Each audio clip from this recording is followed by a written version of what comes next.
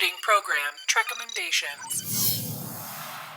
Hello and welcome to Trekcommendations, a Star Trek podcast that finds an interesting guest to come on and share something they recommend from the greater world of Star Trek. And this week we have a co-host of the Leadership Multiverse podcast and a leadership consultant, Ellen Daniels.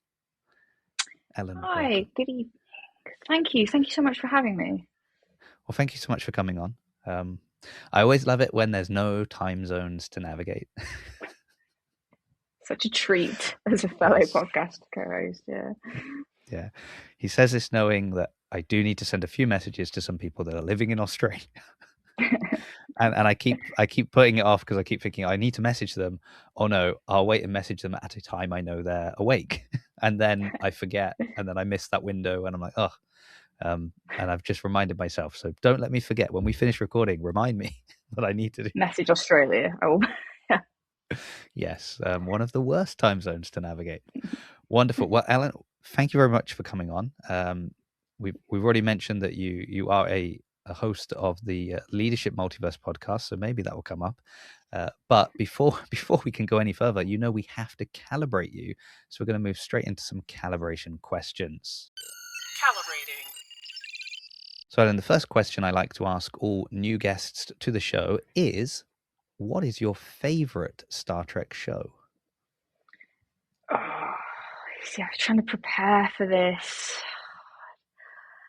I think the original series, just because I'm a massive, massive Captain Kirk fan, as in Shatner Captain Kirk fan. Really? Yeah. But I do really enjoy Strange New Worlds as well. I'll also throw in, because I know some guests do throw in, I am a fan of the Kelvin films, I'd say.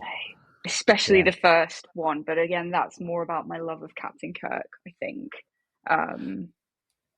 So here's a little tangent question for you. We go on tangents here. Yeah. We get sucked into wormholes all the time, left, right, and center on this show. There's talk of a new movie.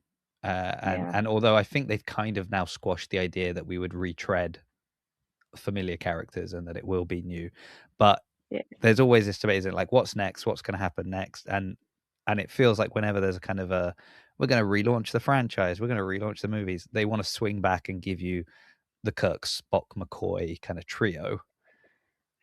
Being a big fan of Kirk, how do you feel about that? Would you like to see someone new in the boots of Kirk, or do you think, you know what, let's just leave Kirk where he is and explore something new? I mean, I think probably he's kind of been done so much, because obviously Paul Wesley plays him in Strange New Worlds, and who knows what's going to happen after that. But I think the beauty of the Kelvin films is that it's almost like a different Kirk to the Shatner Kirks, which is why it works so much. So, as in, it's not just like, oh great, it's more films about Captain Kirk. It's like, no, this whole big thing happened that actually changed the course of history. So if they could do that again, I think it would work. But I think they just need something else. I think, I don't know what, but I think there's been so much of especially Spock. Like, if you look at, Spock's in Discovery, so Spock's been around a lot more almost than Kirk recently, like over the last few years. So I think something new, but it would have to be quite imaginative, I think. Yeah, I'm right there with you with the, I'm not a J.J. Abrams fan. I've said it so many times on this show. There's so many things he does in movies and television I just do not like. But I do think the idea of having, this ship go back in time, destroy the Kelvin, like create a reason for everything, it is genius. And it's clever. Yeah. It just means that you can kind of, you can. No one can point the finger and say, well, they wouldn't have done that. Well, that didn't happen. And you're like, well, that didn't happen there, but it did happen here. And admittedly, like, especially if you're someone who had a good relationship with your father and that shaped you, not having him there, you would become a very different person. That makes perfect sense to me. Maybe it's harder to explain away differences of everybody else to the same degree, but ripple effect. I don't know. Something happened. Yeah, no, it's a good point actually about the others, because given what I do, I think about it from a Kirk leadership standpoint, because I do think he's a very different leader in the Kelvin films than he is in the original ones. And yeah, the impact of growing up without the father figure, without almost the presence of the Federation throughout his life, that absolutely that impacts him. From the first scene with Pike, when he sort of says, "Oh, do you like being, was it the only low level genius offender here?" That doesn't happen in the original series. Yeah, very good. Okay, well, I like it. It's a good answer. I don't know, like we're 51 episodes in. I'm not sure we've had TOS as anybody's favorite yet. Really? I kind of think it's. I would have to. Well, admittedly, this didn't become a staple question until maybe like 20 episodes in. But still, that's a lot. I thought I listened to one. Maybe they just mentioned it as one they liked. Yeah. But yeah, I think we no, have I'd love. Yeah. It probably gets an honorable mention quite often, and that's probably just from me going, yeah. Oh, and also, yes, I've got my Captain Kirk up there. I can see him. He's looking at me right now. Yeah. Okay. Well, leading directly on from this, and again thinking of your viewing people in that leadership role, it would be remiss of me not to ask the top 3 captains. Oh, thank God you have given me 3. Sometimes I'm forced to choose one. Well, I've mentioned him, Kirk, obviously. Yeah. Then Pike, and then third. Ooh, it's a good one. Third.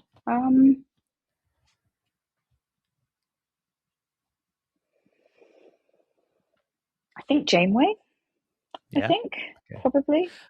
I always think the third is the most interesting answer, because generally people have a favorite and then they've got like, oh yeah, it's a this or a that, and they've got their number 2 locked in. It's always that kind of straining the brain for number 3 that I find interesting. So we'll quickly touch on Janeway first then. What is it that because I know I've had a lot on here who Janeway is by far and away their favorite captain. So putting her as a third, what is it about Janeway's captaining style that appeals to you? Probably the kind of resilience she has to have in a way that the others don't. And almost like Kirk and Pike, and arguably a lot of the others, most of the others, they almost have like the support of Starfleet. They will always have like a check-in with Starfleet. They always sort of return back to base most of the time. Whereas Janeway doesn't have that safety. She has to merge to the Starfleet crew, and then basically a rebellion. Like, that's challenges that the other captains don't have in such a deeply fundamental way. And that's not what Starfleet's almost designed to do. That they are designed to, sure, boldly go and explore, but then come back. Whereas she's got a very different challenge where she can't just come back. Yeah. They're a bit like when your kids go camping in the back garden. And it's like, we're out there, we're in the wild. It's like, but we will quickly go into the house if we need the toilet. And you're like, versus being completely out in the woods in the middle of nowhere where there's no one around to help you. And that was I'm going home. Yeah, exactly. And then you come across 2, like, I don't know, almost nomadic groups who you then have to like merge. Yeah. Yes. Yeah. Yeah. No, I think that is an interesting point, and I think from like the leadership side, because like all the other captains, they're leaders of their crew, but they're not leaders of the Federation, and they're very much beholden to the rules and regulations and will be called up immediately if they break them. Whereas she is the captain, and there's no one else. There's nobody above her. So it's It's probably why she got promoted to admiral before Picard and all the others as well. This woman loves a Well, promotion. yeah. I was about to say she basically was the captain, the admiral, the everything out Yeah. there. Yeah. And yet poor Harry, always an ensign. So you've mentioned Pike as well. Let's just check in on Pike. I really liked Pike, as I've said. Season 2 of Discovery, really liked Pike. I worry. I still like Pike, but I've been cooling on Pike. Kind of each progressive season of Strange New Worlds, I'm like, I still think season 2 Discovery Pike was the best Captain Pike, but I might be wrong. Yeah. No, season 2 Discovery, like fantastic. And so I am a leadership consultant, but I'm a leadership consultant with a twist. So I use science fiction as case studies, not like a lot of people will be like, oh, look at this business person, or they get inspiring talks from Olympic athletes. I don't use any of them. Yeah. I go into businesses and I talk about science fiction leaders, and Pike is one I love to talk about because in season 2 of Discovery, from the get-go, he's different. So he comes in and, just from when he comes onto the bridge of Discovery, he says, introduce yourselves, forget your ranks, whatever he says. Like, how many leaders, like, even in companies, how many of the top leaders would come in and be like, I don't care what you do, tell me about who you are? Very few. And I think that sets the scene for Pike. I'd agree with you. I think he's very up and down in Strange New Worlds. Season 1, I thought he was really good. Season 2 and 3 lost his way somewhat as a captain. Like, I like how collaborative he is. Again, there's a fantastic scene in Discovery where he says to Michael, he's like, I don't mind dissent. Really, I don't. And again, it's like, think about the military. In the military, how almost empowering that would be to hear someone say, like, I don't, like, if you disagree with me, go for it. But I feel like as he's gone on, he's got almost less decisive, which, like, looking like with my leadership hat on, it's kind of like I thought he struck the right balance initially. Yeah. And it's hard. I know stuff happened behind the scenes season 3 that will have affected that. And the trouble is season 4, there's a little reveal for the people listening to this on Monday, but we're recording this Wednesday night. So the new episode comes out tomorrow. So we won't have had a chance to see it, but, and it's the puppet episode, which, okay. But this is the thing, because it's like genre jumped every episode quite drastically. We haven't really seen him captaining that much this season, so it's hard to know like how he's doing, kind of to check in with him. And obviously there was the first episode, and then a whole discussion on whether or not he was happy with genocide or would have committed genocide himself and stuff like that. So you're like, okay, that's a debate I was not expecting. That one. But I'm most interested in circling back to Kirk, and I assume when you say Kirk, we're going TOS Kirk. Yeah, TOS Kirk, but like I say, huge soft spot for the Chris Pine Kirk as well. I have quite strong views on the Paul Wesley Kirk, which might not be particularly favourable. Well, is that because I guess this is a thing, right? Is that as you've already mentioned, like Chris Pine wasn't having to do a Shatner because this is a different Kirk. This is a Kirk who has lived a different life up until that point.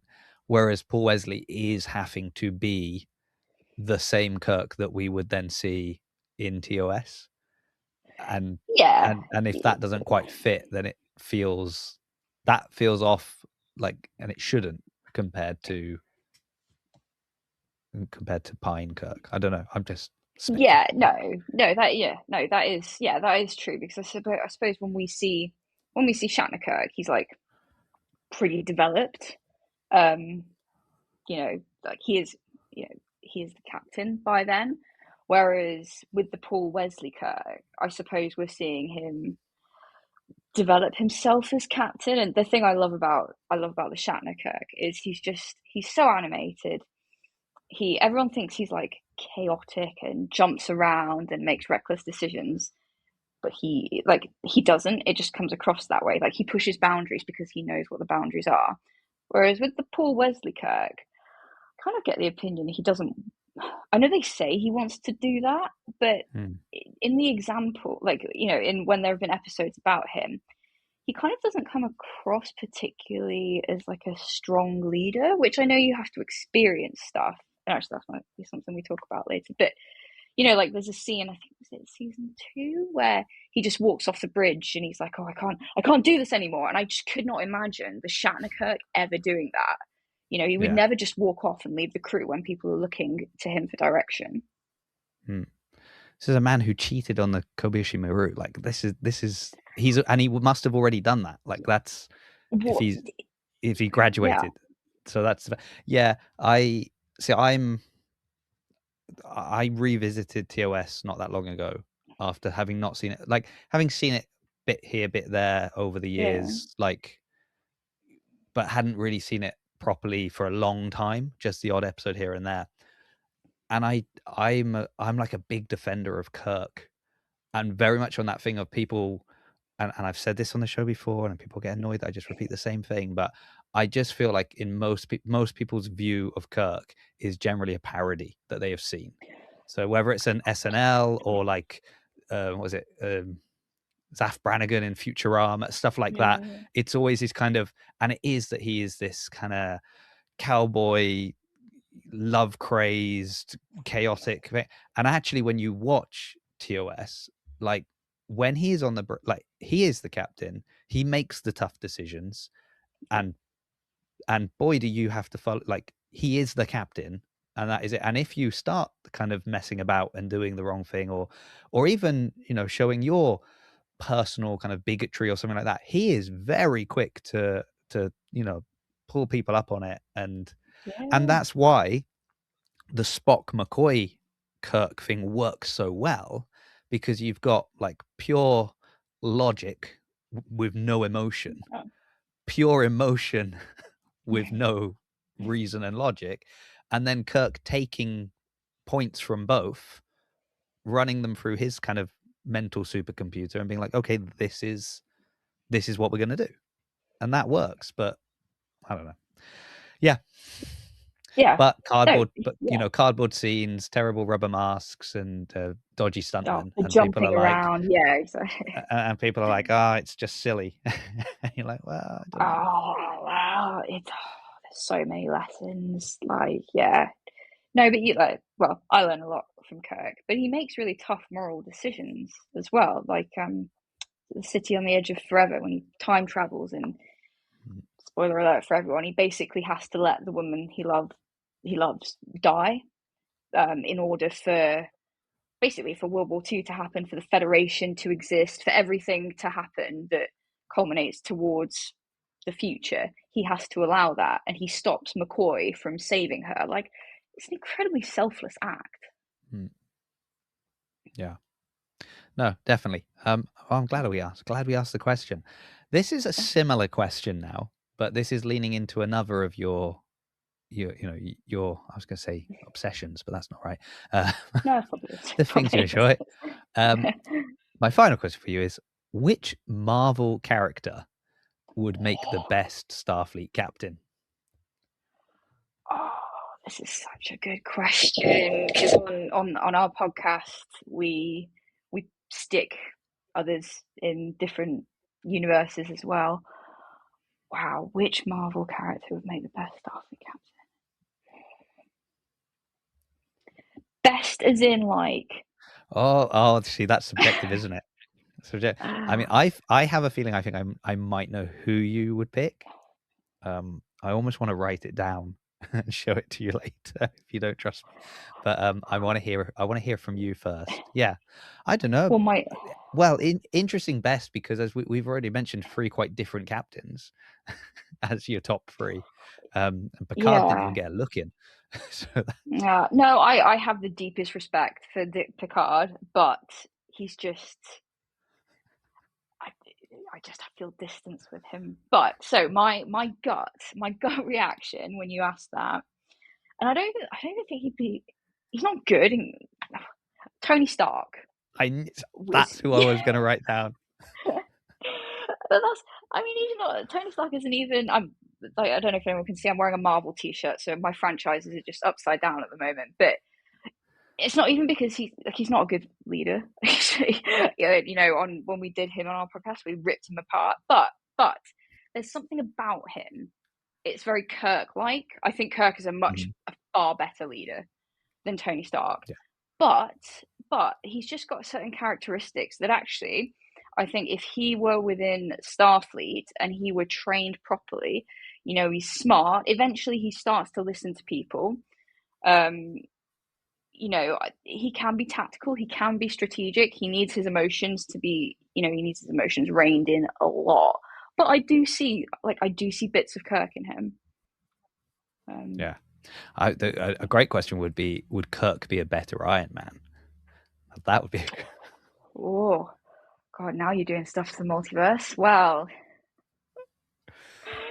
Yeah, but because I think like the obvious first answer is, I mean, if you're going off kind of Marvel movies, you're probably thinking like, oh, Captain America, he'd be a great captain. Yeah. But I feel like he's got too much of the hero complex. And, you know, go to your City on the Edge of Forever example. Like, there's no way he'd let her die. There's no way. He'd have to save her. He couldn't sit back and let that happen, kind of thing. Yeah. So. No, he's too moral. Can one be too moral? But I get what you mean. Yeah, like he wouldn't think of the kind of butterfly effect of that. Prime Directive doesn't matter. Prime Directive is basically the Sokovia Accords. Get him out of here. You can't tell us who we can help. Like, we're going down to save him. Exactly. Yeah. But you see, would Kirk and Cap fight it out? If Kirk was Iron Man, would they clash as much? I don't know. I think Kirk might be more diplomatic than Stark, maybe. Oh yeah. Yeah, I think so. Yeah, I'm just trying to quickly look over to my just trying to think if there's anyone else I would put in there. I don't know. Yeah, it's a tough question, actually. I apologize for asking such a difficult question. I'm quickly. No, I love it. No, and now I'm trying to think. I don't know. Yeah. Yeah, it's probably some deep comic book cut who's like the perfect person to be a captain, but I'm trying to. But it's not coming to my mind right now. So okay, we'll let Iron Man have it, but we'll send him to the Delta Quadrant and he can work his way back, because I don't know if I trust him messing with like a peace treaty with the Klingons or something. I just feel it'd be a disaster. Yeah, he needs something character building at first. yeah. And I guess the biggest question is he's Tony Stark, but he's gone through. I'd be interested to see him pair up with Data and like what they would do together. But yeah, is that not like a sort of Jarvis relationship? So yeah, turn him into the Vision. Oh no. Okay, right. We'll let you have it. We'll let it be that then, and then people can plan their own ideas of if Kirk. I think Kirk would probably be a good Iron Man. Yeah, I've always wanted to see Iron Man do that kind of double-fisted bang kind of Kirk maneuver, or the drop kick that he does. So in the suit, yeah. Oh, and then you could have like, I mean, they're doing a Star Wars. I know, Avengers Marvel crossover now. Yeah. But I think a Star Trek one would be really interesting, because I was just thinking about like Khan and Doctor Doom teaming up, like, would be really interesting. Two people who both feel they are perfection. And then Thanos, throw Thanos in as well. Yeah. Well, he's just doing some clicks in the background. A little bit of. I reckon Khan would be interesting. I think Khan would have views on that, though, don't you? Yeah. Oh, what, on Thanos or on yeah, Doom? on Thanos doing the snap. Yeah. Yeah. Yes. No, I think he would be like, no, you're absolutely right. Get rid of all the non-augmented people, basically. Yeah. They're the inferior race. Get rid of them. Plenty for us. Yeah, that's true, actually. Yeah, and then because then there's more space, because there's fewer non-augmented people. Actually, it'd be terrifying. Yeah. Good job none of it's real. All right. And just like that, let's go into Red Alert.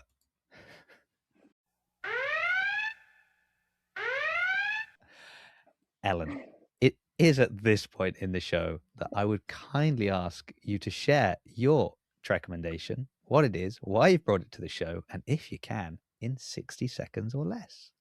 Oh, good God. Right, okay, I hold it up. I don't know. I hold it up, is that right? So Yeah, that's brilliant. this is called To Boldly Go. And it's 35 essays about basically science fiction and leadership. A lot of it is focused on military type things, but to be honest, there are so many like leadership, teamwork, team building, tactics, strategy lessons that aren't just military at all. It covers sci-fi from, there's lots of Star Trek chapters, Star Wars, like Battlestar Galactica, like War of the Worlds. Like they cover so many different sci-fi films and books. Obviously, given what I do, like it's quite rare to find something that relates to sci-fi and leadership. And I just think it, a lot of people look at Star Trek or sci-fi and they see spaceships and aliens. But what this does is it sees something much more complex and practical. Very nice. Now, technically, you are over time, but I did say last week that I think if people bring props and show them, they get an extra 5 seconds. So I believe you're in time with the new Lauren DeLorean loophole that we've created last episode. So congratulations. That is interesting. That's a very interesting. I mean, I'm curious because it is perfect for, you've already mentioned what you do. And and if you're ever thinking, I don't know, is this a bit crazy what I'm doing? Does this make sense? The fact that there's a book that is basically that, that has to be reassuring. And the foreword is by a major general in the US Army. I think it was the US Army. So I was fairly reassured Very good. by that. But then the Army do use science fiction. Like the US military, they have like a recommended reading list. And if you've seen Ender's Game, that was on it.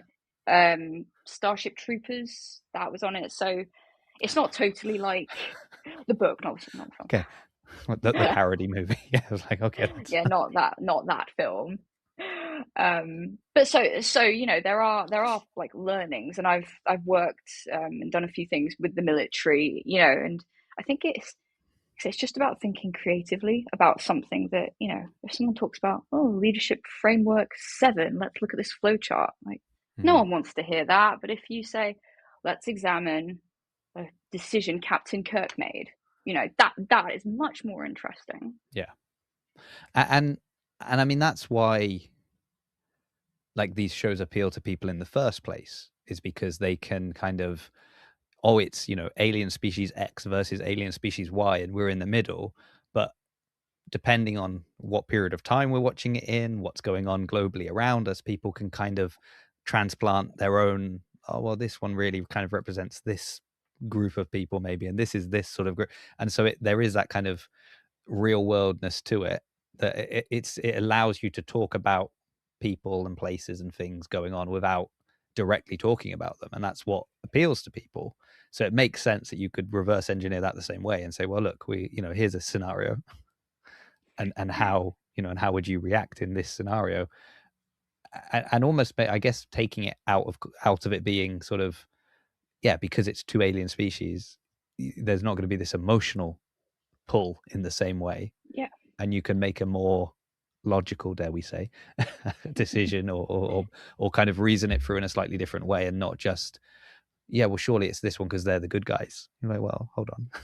How do you know that? Yeah.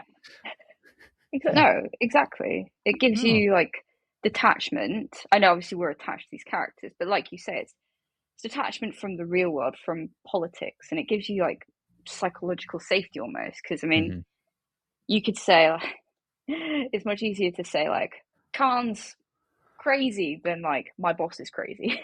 Yes. But you could examine Khan, or anyone could examine Khan, or whoever, or another villain, although villains are quite interesting leaders, I find, to examine, and everyone is okay with it, like so much more so than if you were to do, I'm not going to name names, but like real world business leaders who, even though we don't know them, Like a lot of the decisions they make have direct impacts on us, so people will naturally probably already have an opinion. Whereas it's like, if your favorite captain is Picard or Kirk, that's much more enjoyable to debate. Like, I mean, Yeah. you can drill down into it without people, most people, without getting insulted. Yeah. Well, yeah, most people. Well, in theory.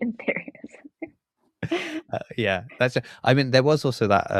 I don't know if you've heard the kind of the discourse around episode 1 of season 4, Strange New Worlds, but one of the things was the fact that that Okay. fifth planet was like an insectoid sort of Yeah. species was because people wouldn't feel so bad about that whole planet being wiped out because they were kind of insects, versus if they'd been another planet of humanoid Yeah. people, and then you were like, oh, and they just let them all die, like that's crazy kind of thing. So even subconsciously or subliminally, they're putting these things in because they are thinking about the way we'll react to what we see and what we hear, and kind of whether we'll enjoy the show or whether how will we feel about Pike after he makes this decision. Yeah. Yeah. So how did you discover the book? So a friend of mine who he's been on a few Star Trek podcasts. He's spoken at Destination, the Star Trek Yeah. convention over here in the UK. A guy called Major Sam McAvoy, who's in the army, who has also come on. He's come on Leadership Multiverse, and we talked about AI. He recommended this book to me, and he's obviously an enormous Star Trek fan.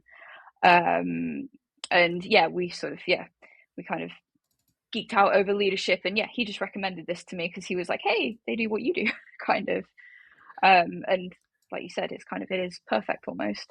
Yeah. Is this Space Command, Sam? Yes, Space Command Yes. Sam. Well, he's not Yes. Space Command anymore, but yes, yeah. Oh, was he not? Well, he was almost He a year was. ago when he came Yes. on episode 12 of this very Oh, he was podcast. on episode 12. And he Wow. oh, and you'll like his pitch.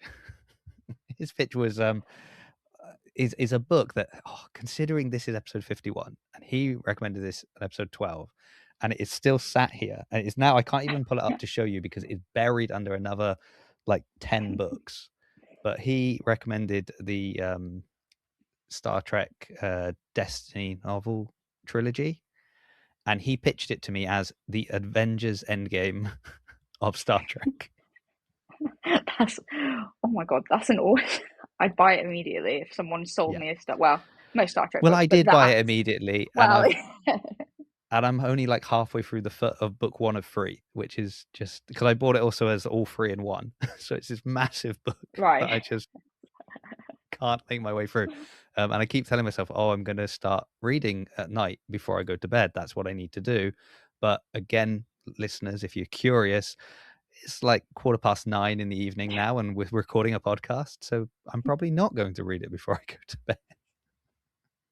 I'm going to go downstairs, have a glass of wine with my wife, and watch something on TV because that's what I've got to do after spending an hour up here. Okay. So now we're all in the loop. Very good. So he recommended it to you. That's interesting. Yes. Okay. Yeah. The interconnecting world of Star Trek content. Star Trek leadership content. Star Trek leadership content. Who knew? Who knew? I'm just a lowly ensign. I know nothing about leadership. Hey, and so you said it's you said it is a collection of essays. Yeah. So it's that's probably I guess I'm just curious then on sort of the how do we say this? Are all the essays of kind of equal quality, or are there some that you're like, well, I don't know about that, and then others that you're like, oh, this is really good, because, or I'm assuming they're all by different people, and yeah.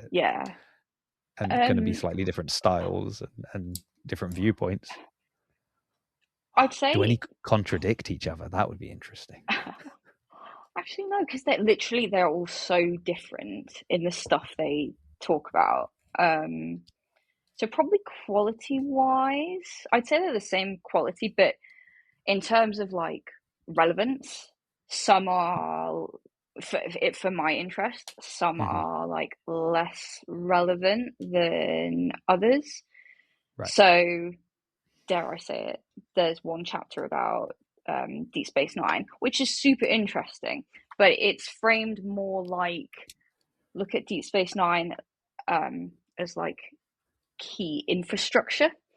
Think of it as the Right. sort of Suez Canal or the Panama Canal, you know, in terms of like sort of trade and all that stuff, Mm-hmm. which is a very interesting point. But from my perspective, like there's a chapter on Kirk versus Khan, and it's basically about like experience versus intellect, which for me is much more engaging from a leadership perspective, Yeah. if that makes any sense. And like, Well, yeah, well, I would assume that you can apply that to so many situations, right?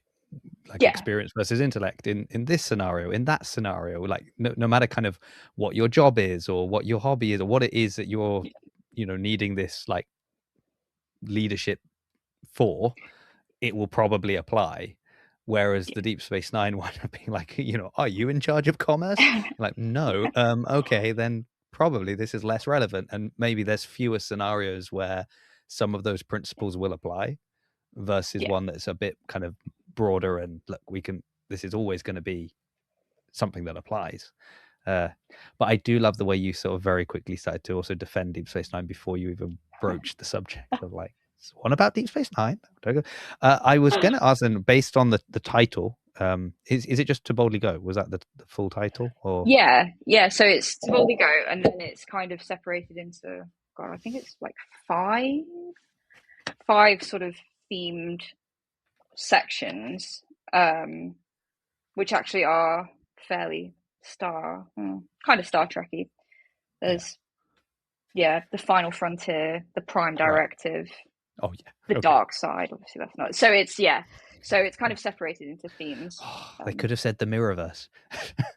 Oh, they do talk about the Mirrorverse. I can't remember Oh, which do one it is. they? They do talk about the Mirrorverse. Yeah. So, is it because you've mentioned other sci-fi shows, which generally, if you like Star Trek, you like other sci-fi shows, people. So I'm not bashing any other show. I'm just asking, is it predominantly Star Trek with a sprinkling of other shows, or is it a pretty even split between the different shows? Well, because there's 35 essays, there's obviously quite a few, but actually, I think without counting, like I said, there's 4 just dedicated to Star Trek, but Star Trek gets a mention in several of the other like more general ones. So there's one about like Right. AI and tech, so obviously like they talk about data, etc. Then maybe there's 4 Star Wars ones, I think. And then the rest are kind of like there's like one about a sci-fi anime that I've never heard of, so some of them are really quite obscure. What's the sci-fi anime? What's the sci-fi anime? Oh, now you're asking me. I am. Yeah. I just have to send you the book. Space Battleship Yamato. All right. Yeah. Okay. Yeah, Interesting. that is anime. I think it's anime. I think it's anime. Yeah. Yeah, and then it's kind of spread. Actually, yeah, Star Trek and Star Wars are probably like the most predominant ones. Then they've got like man versus machine, from Darth Vader to Dark Helmet.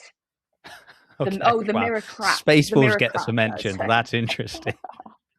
Yeah, I'm telling you, like some of them are really suddenly obscure. all credibility for these essays has gone out the window when they start referencing that one Spaceballs. essay.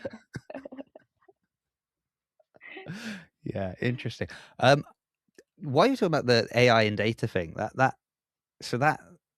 because you're a big Marvel fan and you like the movies, it's always interesting, like the Civil War kind of discourse of like, a lot of people are Team Cap, right? Like, he was right. He knew what he was doing.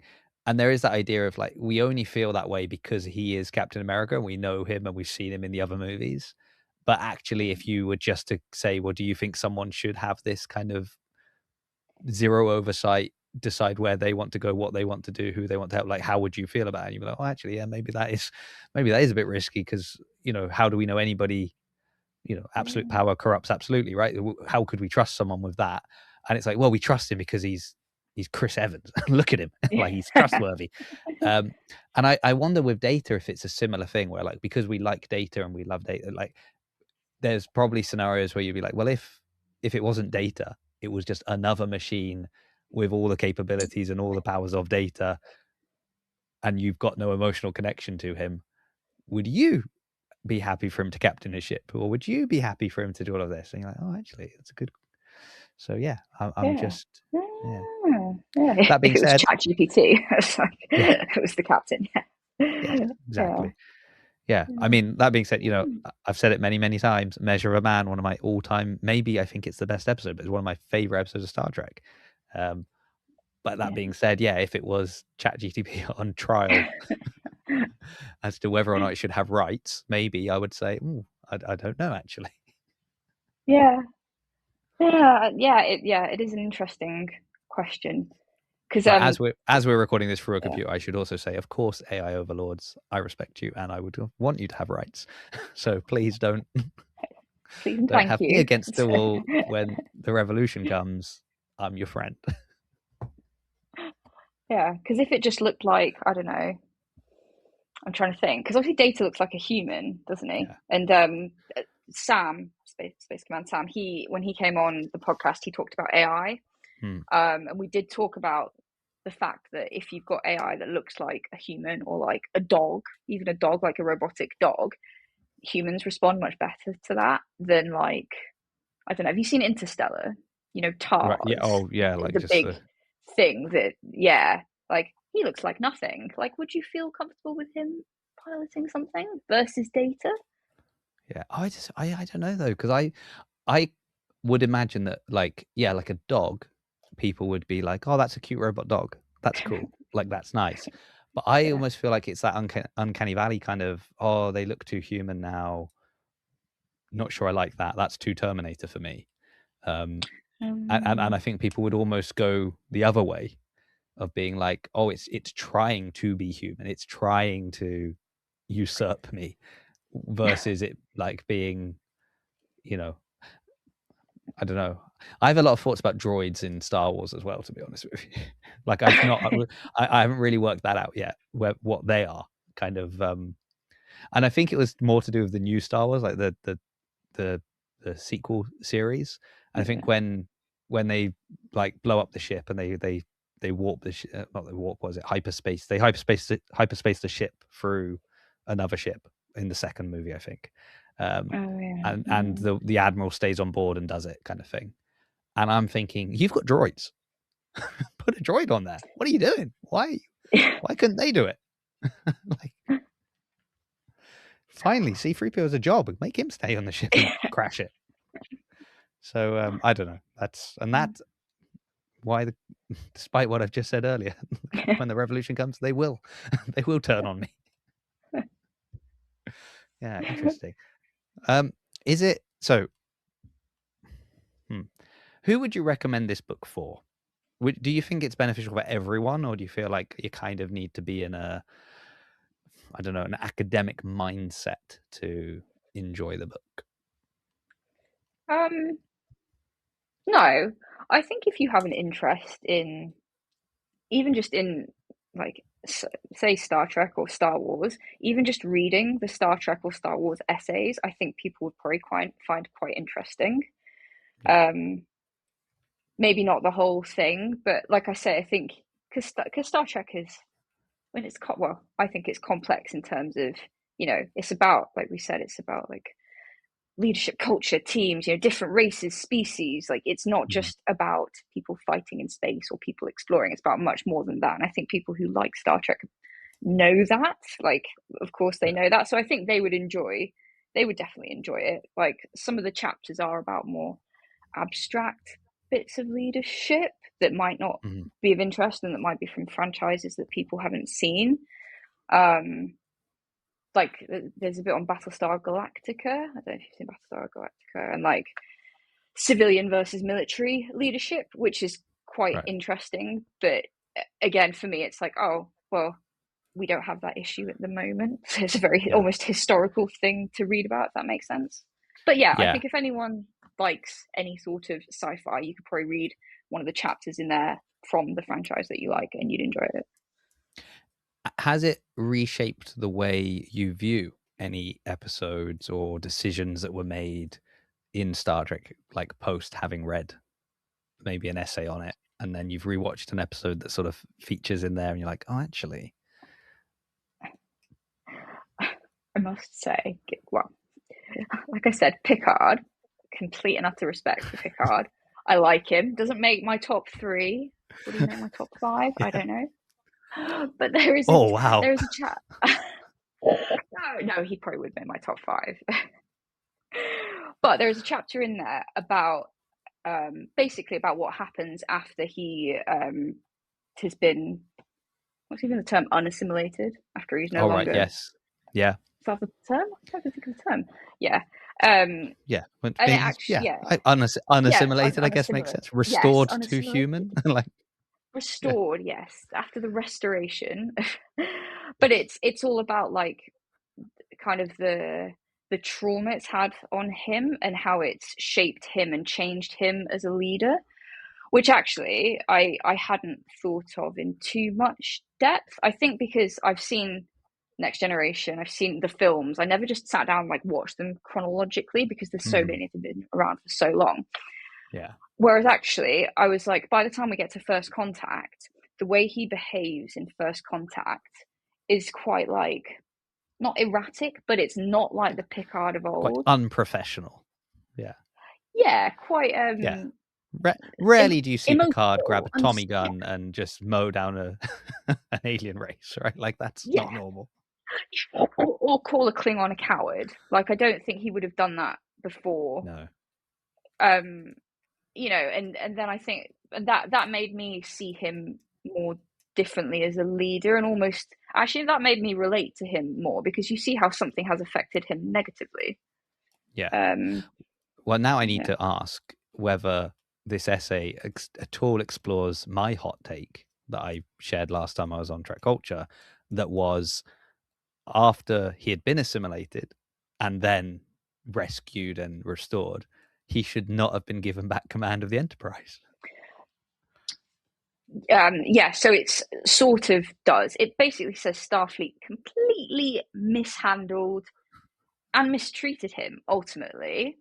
Like they almost, punished is the right word, but he, like you said, he should not have gone back. He should have, you know, he has the breakdown when he's with his brother, you know, afterwards. Like that was all avoidable. And if you think like between Discovery and Strange New World, Pike has time off. Pike goes to his cabin in Wyoming or somewhere around there. Yeah, Virginia, something like that. Yeah, somewhere snowy and a bit snowy, horse ridey mountains in America. Exactly. And really, Picard, the same should have happened. He should have gone to straight to his vineyard in France and taken some time. But Starfleet did not treat him that way. And he, as you know, given the way he is, he just pushed through, which a lot of leaders, you know, myself included, do, because you think, oh, I'll just push through, I'll keep doing this, I'll go back to doing what I did. But you're not the same person after something like that. Yeah. Now I'm trying to remember if his whole second life that he lived, where he learned how to play a flute, happens before or after that.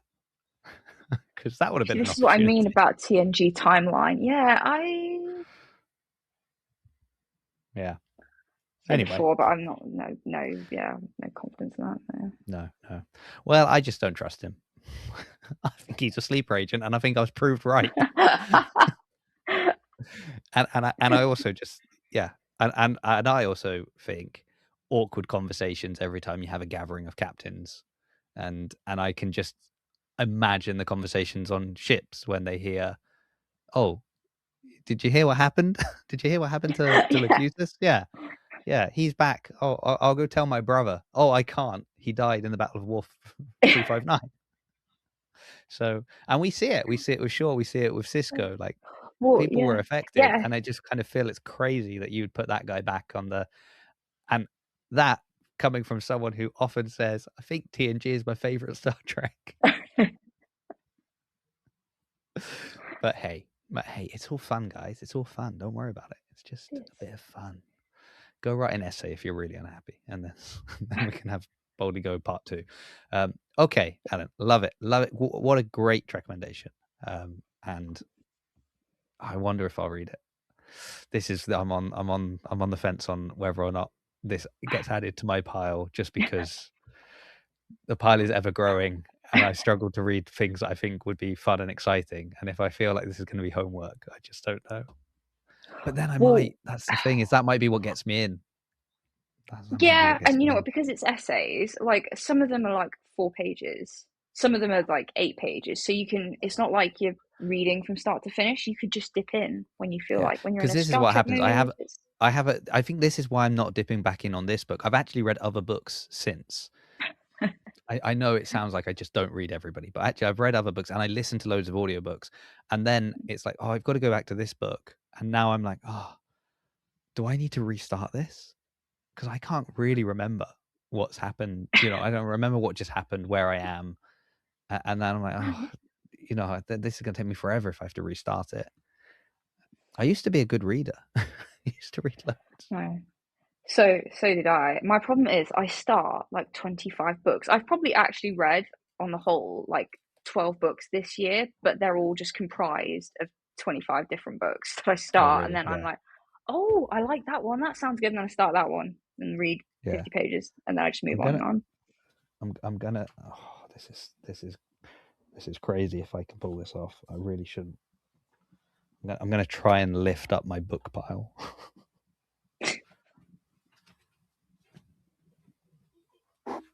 So currently, I'm just sat with that next to me, and there's a lot of Star Trek books in there.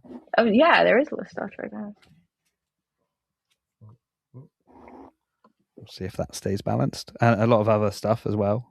But one day, I'll lose my job, and then I can just read. Have loads of time. Yeah. All right. Well, and that pile sounds like it might be growing, but you're absolutely right. Yeah, something you can dip in and out and read a few, and then come back, and not worry that like, oh, I don't remember how the last essay ended. How will I know what's happening on the next one? Well, it doesn't matter. Yeah, and maybe I'll be a better leader. I mean, I've not really got anything to lead, but just you wait. No, everyone can. They say that on a football pitch, every footballer is a leader. Yeah. Interestingly, I always think that's quite interesting.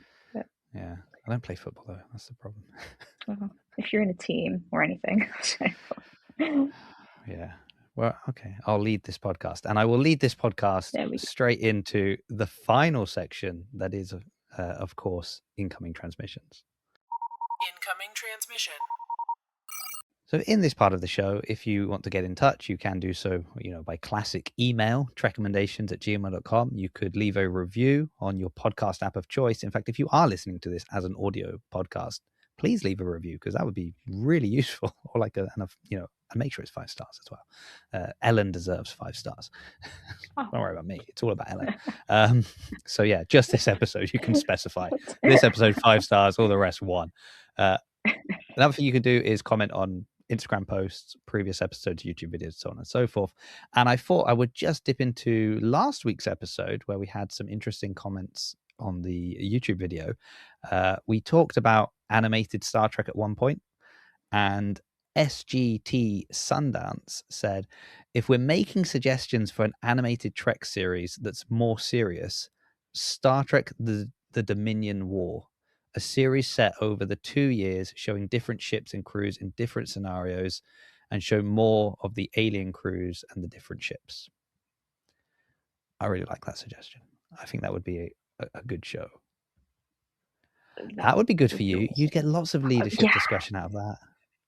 The content in that would be awesome, but also that would be really good, because we normally see like mixtures of crews. We don't normally, unless they're Klingon, we wouldn't just see like an episode dedicated just to, I don't know, a Vulcan crew. I'm trying to think if that's probably not really happened. Yeah, that'd be cool though. And then I think Lauren followed up. Lauren replied saying, "I love that suggestion. The Dominion War is so fascinating, can be explored way more. Maybe I do find war comforting." That's something that a little reference to the episode. And SGT Sundance responded, "Yeah, I just feel like we only saw so much on DS9, and animation could give us a chance to see stuff the show could never do in live action, like the attack on the Taurus shipyard whilst the Dominion was busy trying to take Deep Space Nine at the start of the war. And since I'm a ship nerd, I want to see more of the BOBW W35. W359 ships in action. Oh, is that going to let me read more here? Yes, it does.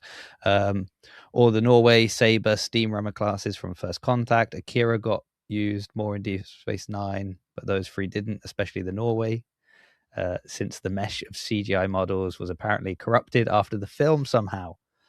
Oh, and more of the ambassador class like Enterprise C. We didn't see nearly enough of that class either. So when he starts that comment saying, I'm a bit of a ship nerd. Oh, yes, clearly. By the end, you're like, yeah.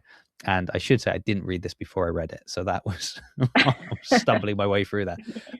But yeah, I mean, so my thought on animated Star Trek and why I always kind of feel like it's missed the mark a bit is because I just think more aliens, more crazy looking crews. You can have all of those characters because my argument is always like, I know animation costs money, but it costs the same amount of money to animate a human as it does to animate a Klingon or a Romulan. So it doesn't matter in that way compared to live action where you've got an hour in makeup versus 6 hours or 8 hours in makeup. So that's my point.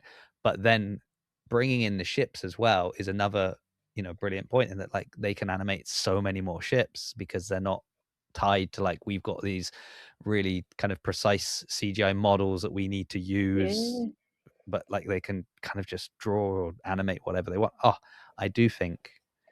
think there's a lot of potential there, and I would love to. And you kind of see it happening with like Star Wars has done a lot of animated stuff. They've done a lot of animated shows that have done very well. And I just think, can't Star Trek get some of that? Can't we get some of that? Yeah. Anyway. No, that is, actually. There is so much Star Wars. They've just released a Star Wars anime show as well, which looks quite good. This is the ninth is that like Jedi? the seventh Jedi or the last Jedi? The seventh, like something like I've seen it pop up. I've not watched it yet. No, I've not watched it. It looks good, like it looked good, yeah. but I was saying like the Star Wars Visions thing they did where they gave it to different studios. I'd love to see that with Star Trek. Like get 6 different animation studios and go make an episode and let's see what you can do with it. Like that would be fun. That would be cool. Yeah. What would be your pitch for an animated Star Trek project?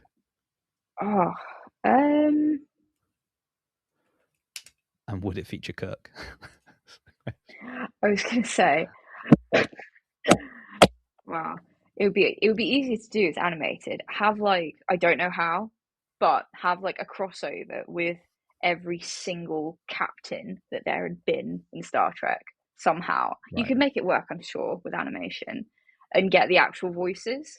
Because what I actually like about, because they did the animated series of the original one, and they had like Shatner, Nimoy, like they had the original voices, which is cool. So do that, get Shatner back, get all of them, and just do an animated episode with all of the captains and all of the ships, because that's easier to do than filming like a live action one. Yeah. So what you need is kind of like, we'll dip into our Marvel bag once again, but like it's a Secret Wars type thing, right? So you just need like, it's got to be 2 Qs going against each other, and one has picked, he's taken. So I would say our Q, the Q we know, has taken all the Enterprises and the Defiant with Cisco and Voyager, and he's like put all of these ships together as his team, and they're going up against a kind of mixed match of the different antagonists that they will have had.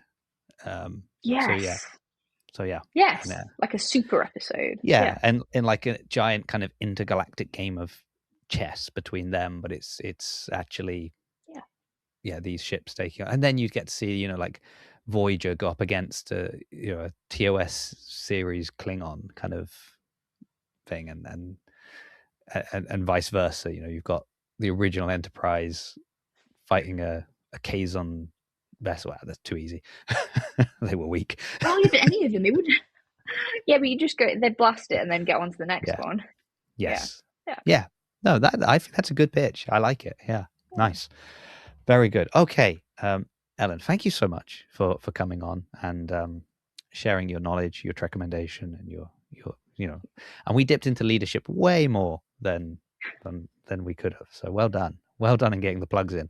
Speaking of, if people were like, that's actually quite interesting. It's quite interesting to hear how some of my favorite shows relate to, real life application in the world of leadership. Where can people find you and what should they be checking out? Oh, cool. Well, firstly, thank you. It's been so much fun being here. If anyone wants to check out the podcast, just go on wherever you get your podcasts from, type in Leadership Multiverse. We've got a website, leadershipmultiverse.com, and you can find me on Instagram, Ellen Daniels. And it says Ellen Daniels, and underneath it says leadership, so it's fairly obvious. It's me. Yeah, if you're watching this, it's just there under her, right there. It's that's the one. So just type that into your phone quickly. Very good. Well, thank you, Ellen. Thank you, everyone, for watching or listening. If you can do any of that good stuff of leaving reviews, writing comments, anything that just helps bump us up that annoying algorithm ever so slightly, I will appreciate it. And whether you do that or not, I will be back here next week with another guest and another recommendation for episode 52. I think we're hitting the 1 year mark, everybody. Exciting. Ending program.